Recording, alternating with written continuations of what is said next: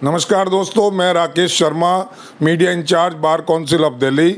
आज सुबह जब मैंने देखा कि एक व्हाट्सएप पर एक सर्कुलर जो है वो फ्लोट हो रहा है, जिसमें बार काउंसिल का नहीं बल्कि Delhi high court bar association की तरफ से एक ऐलान किया गया है कि in protest of the one of the honourable जज from high court Delhi who has been transferred recommended for transferred to other state, उसको अपोज करने के लिए 17 जुलाई को एब्सटेन फ्रॉम वर्क किया गया है, जिसको जारी किया है वहाँ के ऑनरेरी सेक्रेटरी और प्रेसिडेंट के साइन है दोनों के। उससे एक अजीब सा माहौल क्रिएट हुआ है। शायद ये पहली बार हुआ है कि किसी हाई कोर्ट के जज के ट्रांसफ़र को लेकर के वहाँ की बार ने इस तरह का स्ट्राइक का ऐलान किया हो, एब्सटेन फ्रॉम वर्क का ऐलान किया हो। तो मैं इसी बारे में आज आपकी बात कराऊंगा बार काउंसिल ऑफ दिल्ली के वाइस चेयरमैन एडवोकेट संजीव नशियार जी से। वो हमारे साथ हैं। संजीव जी, आपका स्वागत है। संजीव जी, सीधा सवाल पर आता हूँ। आपने भी सुना होगा, जैसे मैंने अभी बोला, ये जो ट्रांसफ़र को लेकर के एब्सटेन फ्रॉम वर्क का जो कॉल किया गया 17 जुलाई के लिए, इसके बारे में being vice chairman of bar council of Delhi आपका क्या कहना है? शर्मा जी, देखिए, मैं लगभग 35 साल से वकालत में हूँ और प्रेसिडेंट सेक्रेटरी के तौर पे 30 जारी में बहुत लंबे टाइम काम किया। लगभग जुडिशरी के अंदर एक सिस्टम ये है कि भी जहाँ एलिवेशन होता है जजेस का, लगभग वहीं पे वो अपनी सर्विसेज देते हैं। और ऑनरेबल हाई कोर्ट में आज हमारी स्ट्रेंथ जो है वो सेंक्शन स्ट्रेंथ 60 जजेस की है, लेकिन अभी 42 या 43 जजेस भी शायद नहीं है पूरी तरीके से। तो हमारे यहाँ स्ट्रेंथ ना होने के बावजूद भी जिस तरीके से ट्रांसफ़र किया जा रहा है वो चिंताजनक बात है, क्योंकि बिना किसी रीज़न के क्यों बाहर से जजेस लाए जा रहे हैं। 4 जजेस आज दिल्ली हाई कोर्ट के अंदर बाहर से ट्रांसफ़र करके लेकर आए हुए हैं। यहाँ से जजेस को आप बाहर ट्रांसफ़र करके भेज रहे हैं without any giving any reason. तो मैं ये मानता हूँ कि सर्वोच्च न्यायालय की जो कॉलेजियम है, मैं तो चीफ जस्टिस ऑफ इंडिया, और उस कॉलेजियम के अंदर फॉर्चुनेटली इस बार 2 जजेस जो हैं वो दिल्ली हाई कोर्ट से हैं। तो मैं तो उनसे अपील करूँगा और ये जानना भी चाहूँगा और बार जानना चाहती है कि क्या ऐसी वजह है कि हमारे ऐसे जजेस को बाहर ट्रांसफ़र किया जा रहा है। इससे एडमिनिस्ट्रेशन ऑफ जस्टिस भी हैम्पर होता है और कहीं ना कहीं जजेस डिमोरलाइज भी होते हैं। आपने कहा कि विदाउट एनी रीज़न ट्रांसफ़र किया गया। जहाँ तक मैं समझता हूँ, जो ट्रांसफ़र्स होते हैं, रूटीन ट्रांसफ़र होते हैं, उसमें कोई रीजनिंग नहीं होती। रीजनिंग होती है तो वो तो फिर स्पॉट लग जाता है कहीं ना कहीं, अगर कोई शिकायत पे करें या कुछ करें। ऐसा कभी रूटीन में होता नहीं है, ख़ासतौर से इतने हाई लेवल पर। नॉर्मल उसको ट्रांसफ़र माना जाता है कि अब वो क्या सिस्टम है वो कॉलेजियम जाने, लेकिन उसके बारे में रीजनिंग मांगना, मैं समझता हूँ, इसके बारे में क्या कहेंगे? नहीं, जनरली देखिए, इंडियन जुडिशल सिस्टम में लगभग सभी हाई कोर्ट्स के अंदर जहाँ पे एलिवेशन होता है, जजेज अपनी सर्विसेज वहीं देते हैं। अगर कोई ट्रांसफ़र किए गए हैं तो स्पेशल किसी केस में। और दिल्ली के अंदर तो एक दिक्कत और भी आ रही है, अगर आपने देखा हो, क्योंकि हम डिस्ट्रिक्ट कोर्ट में प्रैक्टिस करते हैं। डिस्ट्रिक्ट कोर्ट के जजेस का एलिवेशन सालों सालों तक डिले हो रहा है। कभी सरकार लेवल पे डिले हो रहा है, कभी कॉलेजियम लेवल पे डिले हो रहा है। तो ये सब चीज़ें जो चल रही हैं, इसको लेके बार के लीडर्स और बार के मेंबर्स में बड़ा रोष है। और उसी को मैं ये समझूं, आप ये कहना चाह रहे हैं कि दिल्ली के जो जजेस हैं, जो डिस्ट्रिक्ट कोर्ट के जजेस हैं, जो एलिवेट होते हैं, या दिल्ली से जो एडवोकेट डायरेक्ट जज बनते हैं, उनके साथ कहीं सौतेला व्यवहार हो रहा?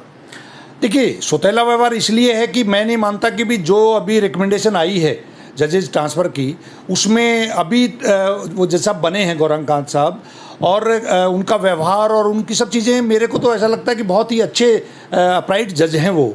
और जिस तरीके से उनका एकदम सडनली प्रपोजल आया कि भी उनको ट्रांसफ़र कर दिया गया है, तो बार वाज शॉक्ड।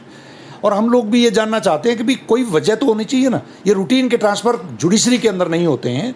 और मैं अपील करना चाहूँगा as vice chairman bar council of Delhi कि भी कॉलेजियम को और दिल्ली सरकार, हिंदुस्तान की सरकार को इन चीज़ों को रिव्यू करना चाहिए।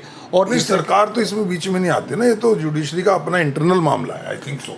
नहीं, आप बिल्कुल ठीक कर रहे हैं, लेकिन कॉलेजियम के रिकमेंडेशन को फाइनली एक्सेप्ट करती है सरकार। तो सरकार भी उस चीज़ को दोबारा रिव्यू करने के लिए कॉलेजियम के पास भेज सकते हैं। तो collegium as well as government of India, इन दोनों का रोल है इसमें, और दोनों से मैं अपील करना चाहूँगा कि भी लीगल फ्रेटर्निटी ये चाहती है कि इस सिस्टम से कहीं ना कहीं हाई कोर्ट की जो हमारी अपनी दिल्ली हाई कोर्ट का अपने हिंदुस्तान के अंदर एक अलग तरह का रुतबा और अलग तरह का नाम है, तो यहाँ हमारी अपनी स्ट्रेंथ पूरी की जाए, हमारे अपने जजेस को बाहर ट्रांसफ़र करने का परहेज किया जाए। नहीं तो क्या बार काउंसिल ऑफ दिल्ली अपने लेवल पे, जैसे ये तो वहाँ की बार एसोसिएशन ने किया, Delhi high court bar association ने, क्या बार काउंसिल ऑफ दिल्ली इसके बारे में कुछ लिखना चाह रही है, कुछ प्रोटेस्ट करना चाह रही है? बिल्कुल, बार काउंसिल ऑफ दिल्ली लेवल पे भी हम लोग चर्चा कर रहे हैं इस पे। सारी डिस्ट्रिक्ट बारों की जो कोऑर्डिनेशन कमेटी, उसमें भी इसकी चर्चा शुरू हो गई है। तो मोस्ट लाइकली एक आध दो दिन में उनका फैसला भी आएगा।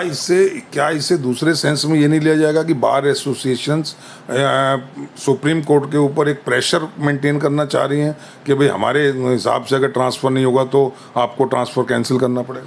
नहीं शर्मा जी, हम दबाव नहीं बना रहे हैं। अगर आप ध्यान से देखें तो देश के अंदर बार और बेंच इस इंस्टीट्यूशनल जुडिशल सिस्टम का बहुत अहम पार्ट हैं। तो बार के लीडर्स या बार के मेंबर्स की राय या बार के मेंबर्स की डिमांड दबाव नहीं है, वो कहीं ना कहीं सिस्टम को मजबूत करने के लिए हम अपनी भावनाएं अपने सीनियर जजेज और कॉलेजियम और देश की सरकार को भेज रहे हैं। चलिए, मैं एंड में एक सवाल और छोटा सा पूछ रहा हूँ। ये जो 17 तारीख की कॉल की गई है, इन केस स्ट्राइक होती है, एब्सटेन फ्रॉम वर्क रहता है, फिर भी ट्रांसफ़र हो रहा है, होगा मान लो, तो फिर क्या इसको ईगो इशू बनेगा, क्या बनेगा ये, या जस्ट सिंपली एक प्रोटेस्ट है? नहीं, हमारे को जो बार की फीलिंग है वो हमने अपने सीनियर कॉलेजियम में जो बैठे हुए जजेज हैं उन तक भेजनी है, और उसका एक तरीका है कि भी ये रिजेंटमेंट है और देश की सरकार को, बाकी तो फैसला उन लोगों को लेना है, और बाद में उस पर क्या स्टेप लेगी वो सब बाद में तय किया जाएगा।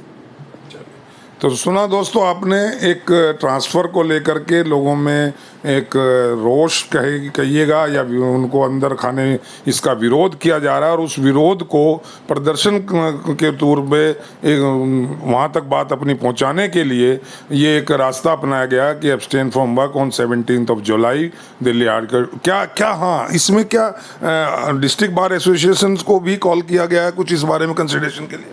मेरे को लग रहा है कि शायद उन पे भी चर्चा चल रही है, वो लोग भी आजकल में कोई ना कोई डिसीजन अपना लेने वाले हैं।